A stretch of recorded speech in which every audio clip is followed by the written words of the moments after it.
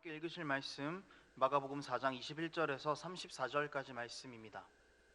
마가복음 4장 21절에서 34절까지의 말씀입니다.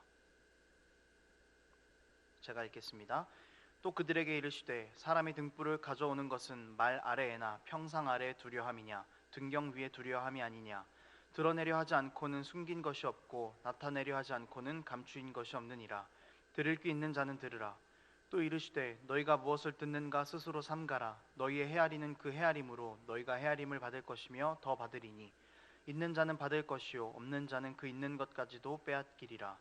또 이르시되 하나님의 나라는 사람이 씨를 땅에 뿌림과 같으니 그가 밤낮 자고 깨고 하는 중에 씨가 나서 자라되 어떻게 그리 되는지를 알지 못하느니라. 땅이 스스로 열매를 맺되 처음에는 싹이요 다음에는 이삭이요 그 다음에는 이삭에 충실한 곡식이라. 열매가 익으면 곧 낫을 대나니 이는 추수 때가 이르렀음이라. 또 이르시되 우리가 하나님의 나라를 어떻게 비교하며 또 무슨 비유로 나타낼까. 겨자씨 한 알과 같으니 땅에 심길 때에는 땅 위의 모든 씨보다 작은 것이로되 심긴 후에는 자라서 모든 풀보다 커지며 큰 가지를 내나니 공중의 새들이 그 그늘에 깃들일 만큼 되느니라. 예수께서 이러한 많은 비유로 그들이 알아들을 수 있는 대로 말씀을 가르치시되 비유가 아니면 말씀하지 아니하시고 다만 혼자 계실 때에 그 제자들에게 모든 것을 해석하시더라. 아멘. 두 사람이 산에서 길을 잃었습니다. 그렇게 길을 헤매다가 마침 한 집을 발견하게 되었습니다. 그리고 집주인에게 방에서 하룻밤을 묵을 수 있겠느냐 청했습니다. 집주인은 두 사람을 들어오게 했습니다. 그리고 비어있는 어두운 방에 모닥불을 피워주었습니다. 그 방에 여행객들이 들어갔습니다. 그리고 한 사람은 그 방에 들어와서 아직은 방이 참 춥다라고 이야기를 했습니다. 또 다른 사람은 이 방은 춥지만 곧 따뜻해질 거야 라고 이야기했습니다. 사실 방이 춥다고 말한 사람의 말은 틀린 것이 아닙니다. 방은 여전히 추운 것이 맞았습니다. 하지만 집주인이 모닥불을 피워둔 이유는 추운 한기를 느끼라는 것이 아니라 곧 따뜻해질 방을 기대하라라는 의미였을 것입니다. 예수님은 우리에게 하나님의 나라를 약속하셨습니다. 이것은 집주인이 모닥불을 피워둔 것과 같습니다. 현재 아무것도 느낄 수 없다고 할지라도 곧 다가올 하나님의 나라를 기대하며 소망하라라는 것이었습니다. 그러면서 다가올 하나님의 나라를 등불, 씨, 겨자씨의 비유를 통해서 우리에게 알려주셨습니다. 오늘 본문을 통해서 하나님의 나라에 대해서 살펴보고 하나님께서 주신 은혜들을 깨닫는 시간이 되기를 원합니다. 첫 번째 하나님 나라의 특징은 하나님의 나라는 감추어진 것이 아니라는 겁니다. 예수님께서는 하나님의 나라를 등불로 비유하십니다. 여러분, 등불을 숨겨두는 사람은 없습니다. 그리고 만약에 그 등불을 숨겨둔다고 할지라도 등불은 반드시 보일 수밖에 없습니다. 비유의 말씀을 보면서 이 말씀을 통해 하나님의 나라를 우리가 알 수 있다라는 것은 큰 은혜입니다. 하나님의 나라가 등불임에도 불구하고 세상 사람들은 그것들을 알아채지 못합니다. 그러나 우리는 하나님의 나라를 알 수 있는 귀 있는 자들로 부르심을 받았습니다. 우리의 나음 때문에, 우리가 가진 것이 하나님 보시기에 선하기 때문에 하나님께서 우리에게 그분의 나라의 비밀을 아는 자들로 부르신 것이 아닙니다. 죄인임에도 불구하고 우리를 부르셔서 하나님의 나라를 알 수 있도록 하는 특권을 주셨기 때문에 이것은 우리에게 은혜가 되는 것입니다. 죽을 수밖에 없는 우리가, 하나님을 바라볼 수 없는 우리가 하나님을 바라봄으로 인하여서 소망을 발견할 수 있게 되었으니 이것이 우리에게 은혜다라는 것입니다.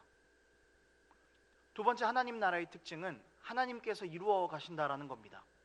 이것은 자라나는 씨 비유에서 확인할 수 있습니다.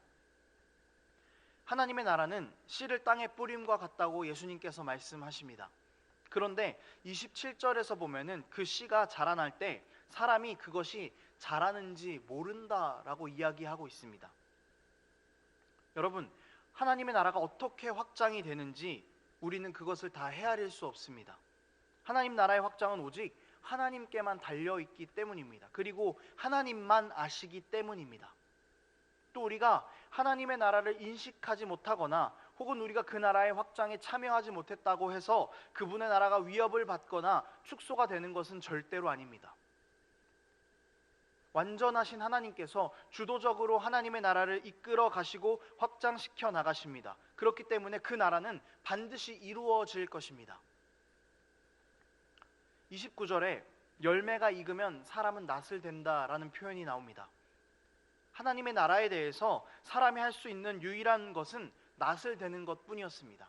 그 나라가 씨로 심겨져서 자랄 때에 사람은 알지 못했습니다. 그러나 그것이 자란 것을 보고 비로소 낫을 될 수 있게 되었습니다.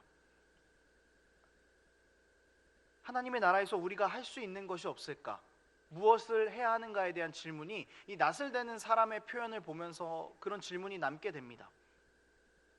그런데 여기서 중요한 것은 우리가 하나님 나라에서 낫이라도 될 수 있는 존재로 부르심을 받았다라는 것입니다.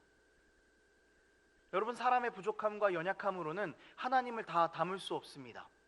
비록 하나님께서 사람을 통해 하나님의 나라를 확장해 나가시지만 확장의 모든 과정은 하나님께서 끌고 가시는 것입니다. 사람이 하는 것이 아니다라는 것이죠. 우리는 하나님께서 하시는 일에 낫만 되는 것입니다. 낫이라도 될 수 있는 존재로 부르심을 받았다는 것, 그것이 우리에게 감사한 것입니다. 앞에서도 말했지만 우리는 사실 낫조차 될 수 없는 사람이었습니다. 그러나 주님께서 우리에게 낫이라도 될 수 있는 존재로 부르셔서 우리를 하나님 나라에 참여시키셨습니다. 그렇기 때문에 우리는 하나님 앞에서 겸손할 수밖에 없다라는 것입니다. 우리는 하나님 나라의 확장의 도구로 우리를 사용하신다는 하나님의 말씀의 명령에 감사의 고백들로 겸손한 마음들로 서야 할 것입니다. 하나님의 나라에서 우리가 그 확장을 위해 무언가를 해야 된다, 나의 발자국을 남겨야 된다라는 생각이 든다면 여러분, 우리 그런 교만한 생각들을 잠시 내려놓아야 합니다.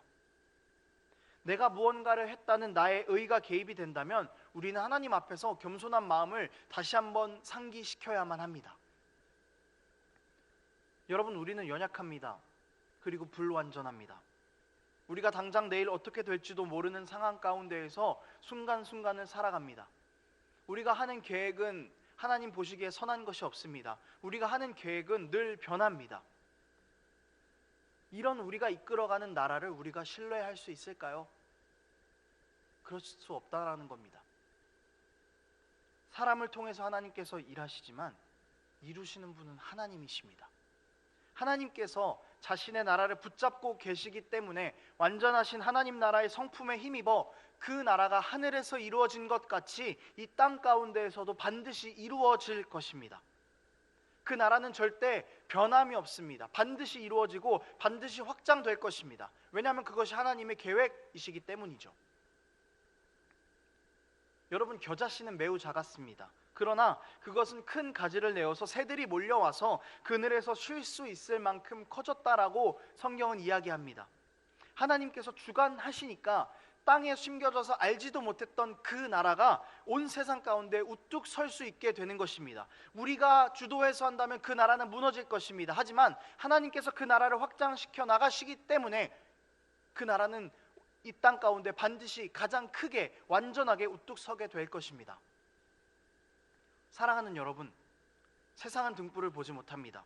씨가 땅에 심겨져 있어도 그 존재 자체를 알지 못합니다. 하지만 우리는 그것을 볼 수 있고 느낄 수 있습니다. 그런 존재로 우리는 부르심을 받았습니다. 여러분, 남들이 어둡다라고 말하는 그 등불을 바라보면서 소망을 발견하시길 바랍니다.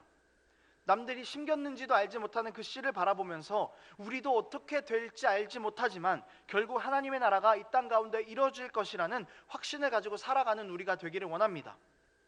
그 나라는 반드시 이루어져서 모든 만물이 하나님 앞에 무릎을 꿇고 경배하게 될 그날이 반드시 올 것입니다. 비록 우리가 이 땅 가운데에서 그것을 보지는 못하지만 반드시 그 나라가 이루어질 것이고 하나님께서 책임지실 것이라는 것을 믿는 것, 이것을 바로 성경에서는 믿음이다라고 이야기합니다.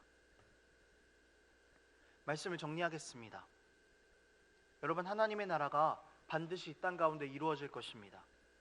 우리는 그 가운데에서 귀 있는 자로, 낫을 대는 자로 부르심을 받았습니다. 사실은 자격이 없는 우리지만 하나님께서 기꺼이 우리를 그분의 도구로 사용하십니다. 하나님의 나라는 감추어진 것이 아닙니다. 감추어진 것처럼 보일 뿐입니다. 결국 그것은 드러날 것입니다. 하나님께서 이루어 가시기 때문에 그 나라는 완전하게 드러날 것입니다. 그것을 우리 가운데의 비유를 통해서 보여주셨고 그 나라를 증거하는 증인으로 우리를 삼으셨음을 기억하시기를 바랍니다. 이것을 기억하면서 하나님의 나라를 우리의 삶 가운데에서 늘 소망하고 세상 가운데에서 하나님 나라 확장의 도구로 겸손함으로 사용되는 우리의 삶이 되기를 기도합니다. 함께 기도하겠습니다.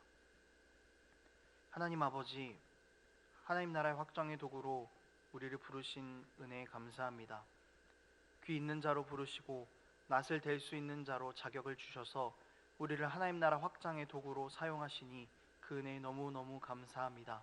하나님, 이제 하나님 앞에서 겸손함으로 서는 우리가 될 수 있도록 도와주시옵소서. 또한 그 나라가 보이지 않을지라도, 그 나라를 느낄 수 없을지라도 하나님께서 약속하신 그 약속이 반드시 이루어질 것이라는 확신을 가지고 그렇게 하루하루를 소망하며 살아가는 우리의 삶이 될 수 있도록 하나님, 우리의 연약한 믿음을 붙잡아 주시옵소서. 그렇게 우리 삶 가운데 일하실 주님을 기대합니다. 감사드리며 예수님의 이름으로 기도합니다.